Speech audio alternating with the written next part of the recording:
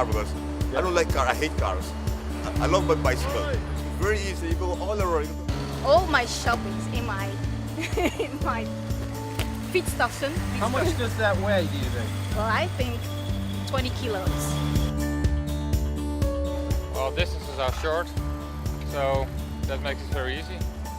And it's in this, especially here in the town, it's easier by bike than by car, so a lot easier actually.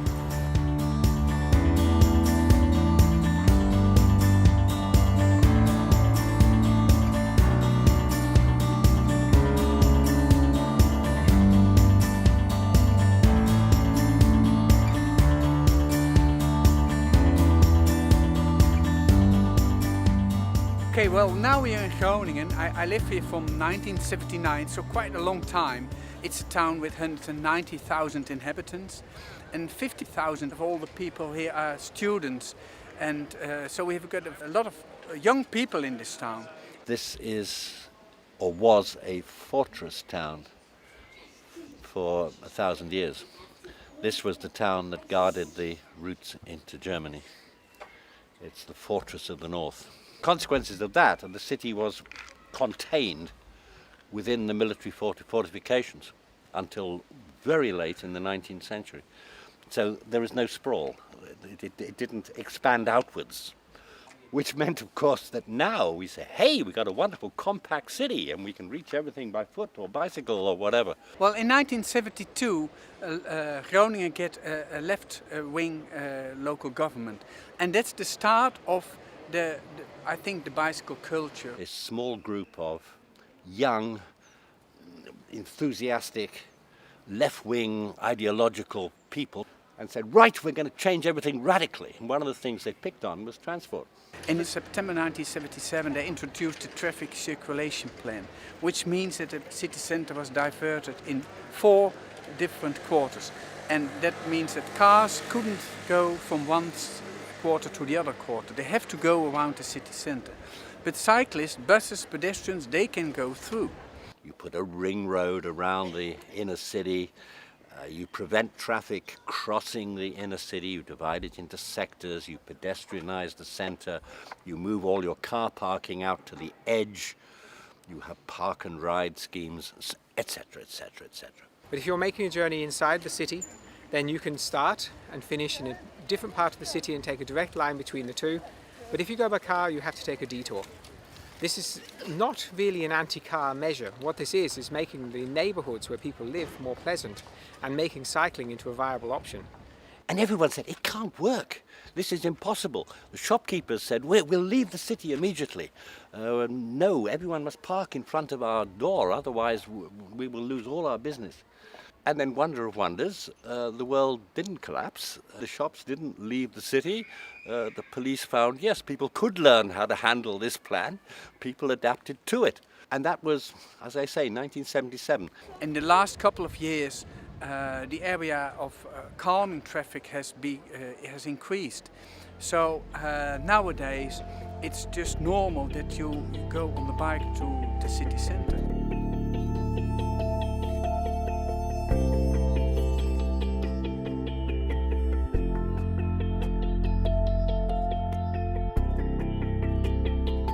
In Groningen, the average person cycles 1.4 times a day. Okay, so that's how it goes. 10 times a week, people ride a bike somewhere.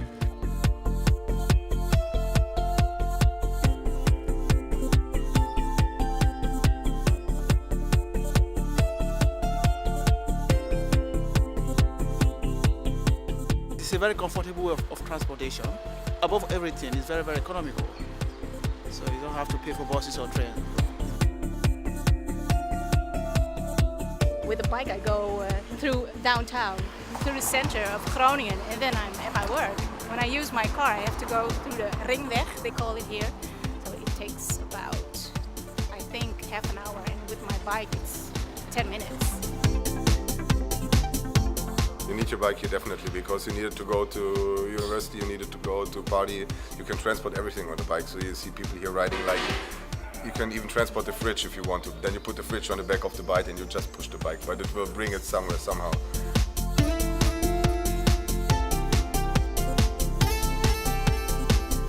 We are at the central station of Groningen. We call it Hoofdstation, main station. And we've got 3 different places where you can park your bike. Now we're just in front of the what we call Stadsbalkon, town balcony you can call it, with a free parking place for around about 5,000 bicycles.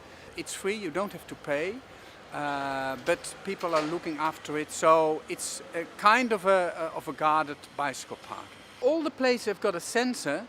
The Stadsbalcony is diverted in different areas, A, B, C, D, E, F, G. When you see the sign over there, it shows you how much places are still free.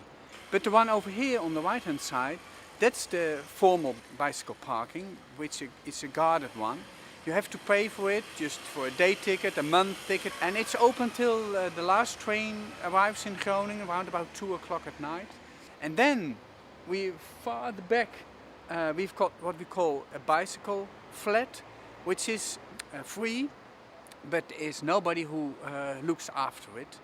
And on the south side of the station, there are also parking places. So the total amount of bike parking facilities is around about 10,000. And in the weekend, it's all full. That's an OV-fiets. That's the shared bicycle system in the Netherlands. And you can pick up those bicycles at, I think it's 340 stations now around the country. And so it's probably the biggest bike share system in the world now. It's intended for people who've used public transport. So the idea is that if you have cycled to the railway station in your own town, and then you've taken the train, and then you can use one of these bikes at the other end as the other part of your commute. Why ride a bicycle?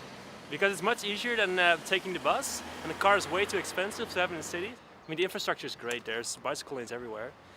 So, yeah, that's basically the reason I ride my bike everywhere. But I have to go, so Goodbye. Good luck filming. Have fun.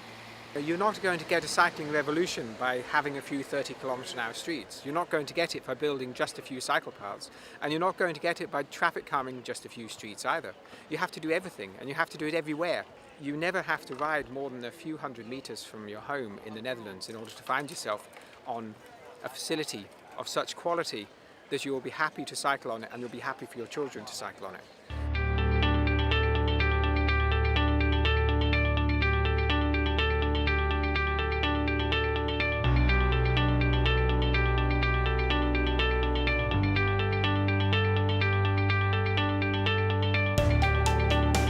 Try to make new areas around the town within a boundary of say 5 till 7 kilometers, and not that we've spread all the new areas far away from the town center. Out of a point of a compact city and the mobility aspects, it's much better taking the bike or walk into the town instead of using the car.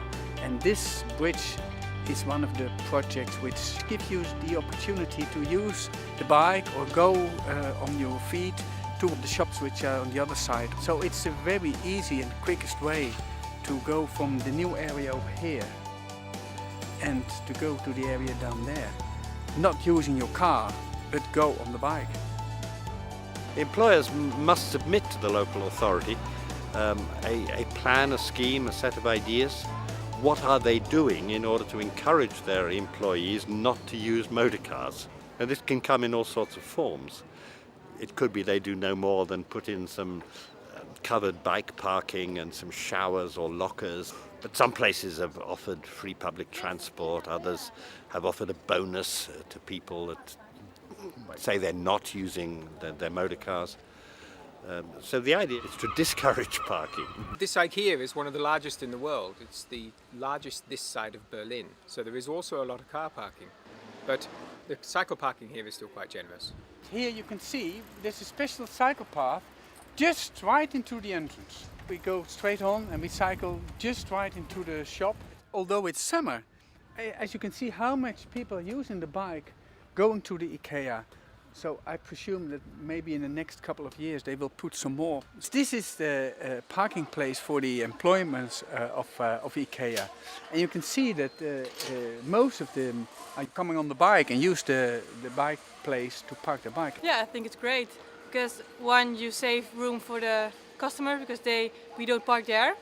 And if you have a private stelling place, it encourages people to go on their bike. It's quite common to see students moving house with these, because there were 50,000 students in Groningen, and you can hire these for just $2.50 an hour, and so people will hire one of these to move house. So you'll see students riding through the town with all of their worldly goods on the backfeeds. We're growing up with the bicycle. When you are 3 years old in Holland, you learn how to bike. And it's easy, you are quick everywhere. I'm used to go on bicycle. It's cheap, it's good for the health, for your movement. And handy, yeah. Greetings, bye. In the car you're always alone, and on the bike it's funny, you interact with other people. On the street you talk, you laugh, you can even study for an exam on the way to the campus if it's necessary. You can go all around with the bicycle. You go there, you go there. With car you can't do that. You can't park here, you can't park here. Or you get fined by police here. Oh, it's an oar. So one thing you'll find that's very apparent when you're here is that it is almost completely silent. This is the quietest city that I've ever ridden a bike in or been in.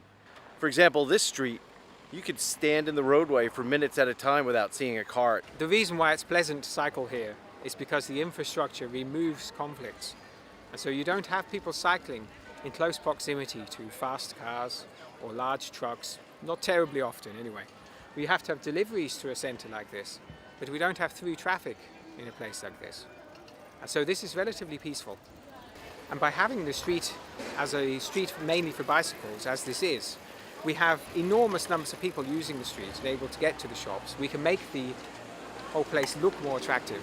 So the first thing you see when you come out of the train station is this massive bike parking structure. The taxi stand is located away from the front of the station. Over there, that very small parking lot, that's where you can get a taxi. You don't have taxis jostling for customers. If you want a taxi, you have to go and seek it out. Okay, well, we are here in the northwestern part of Groningen, the Korrewegwijk. It's built in the 1930s, and behind me you will see the canal, which is the Van Starkenborg Canal. It's the canal which leads from Amsterdam to Germany. So it's an important canal. A lot of ships are here the whole day and the whole night. It's open 24 hours, 6 days a week. Behind here is a suburb area with a lot of young people, with young children.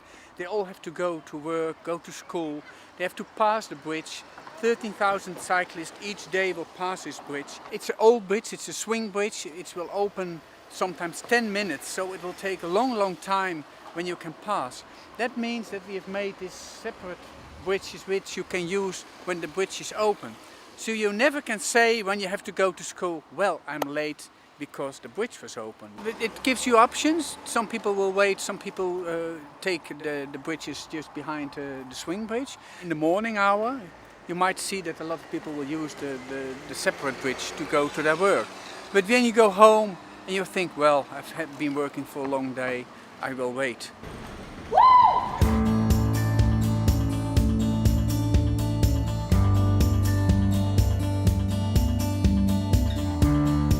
There are so many things that have been done to improve livability here in Groningen. As you have seen, everything is attainable by bike. Through smart transportation planning, all obstacles have been removed, and the result is a beautiful city that's quiet, and healthy, and fun, and pleasant. Like say if you want to go to the movie theater, there are hundreds of bike parking spaces out front and hundreds more protected in a garage out back. But that's just something that's not remarkable in the Netherlands. Look at the quality of the pathways throughout the city. The brick pavers are flawless in spots. It's hard to find a defect anywhere or a spot where it's uneven. Maintenance is a priority because they want people to have a smooth ride. That's because the city does not encourage traveling by car, and thus the money they save, they can continue to build beautiful places that you can walk on and bike on and take transit on, and yes, even drive your car when you need to. And a bicycle isn't considered to be a strange toy. It's not a sporting object. It's a simple method of transportation. You don't think about cycling any more than you think about your feet when you're walking.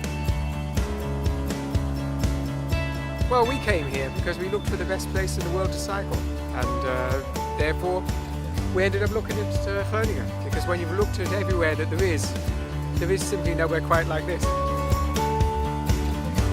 So because using your bike, you can go in the town, have a drink like the students behind me, or go to the town, go to the market, go to your work, go to see your friends.